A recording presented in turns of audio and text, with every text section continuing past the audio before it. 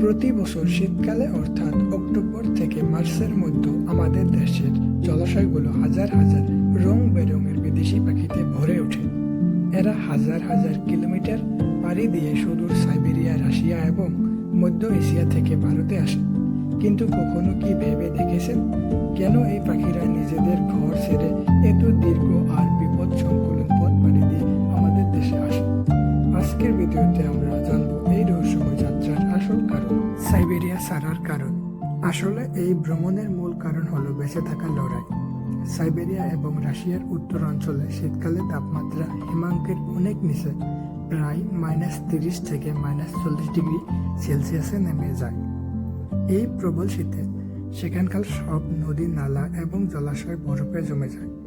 পাখিদের প্রধান খাবার যেমন মাছ, পোকামাকড় এবং জলজ উদ্ভিদ বরফের নিচে চাপা পড়ে বা মারা যায়। তীব্র শীত এবং চরম অভাবের কারণে তারা বাধ্য হয়ে উষ্ণ অঞ্চলের খোঁজে পাড়ি জমায়। এখন প্রশ্ন হলো, তারা কেন ভারতকেই বেছে নেয়? এর উত্তর হলো ভারতের অনুকূল আবহাওয়া। শীতকালে ভারতের তাপমাত্রা এই পাখিদের জন্য অত্যন্ত আরামদায়ক।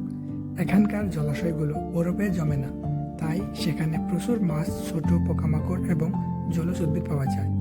মূলত ভারতের এই মাইল্ড উইন্টার বা সহনশীল শীতকাল তাদের জন্য একটি আদর্শ উইন্টার হোম বা শীতকালীন আবাসস্থল হিসাবে কাজ করে।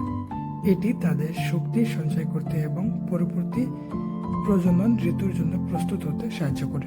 এই পরিযায়ী পাখিদের মধ্যে সবচেয়ে বিখ্যাত হলো সাইবেরিয়ান ক্রেন, যদিও বর্তমানে এরা বিলুপ্ত প্রায়।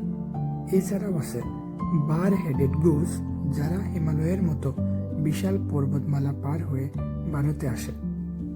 আরও দেখা যায় নর্দার্ন পিনটেইল ফ্লেমিঙ্গো এবং বিভিন্ন প্রজাতির হাঁস। মার্চ মাস এলে যখন ভারতে গরম পড়তে শুরু করে এবং সাইবেরিয়ায় বরফ গলতে থাকে, তখন এই অতিথিরা তাদের দেশে ফিরে যায়। এই পাখিরা আমাদের প্রাকৃতিক ভারসাম্য রক্ষার জন্য অত্যন্ত জরুরি।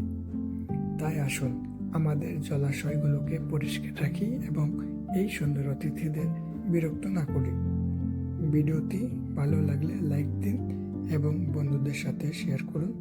এমন আরও তথ্যের জন্য সাবস্ক্রাইব করুন। ধন্যবাদ।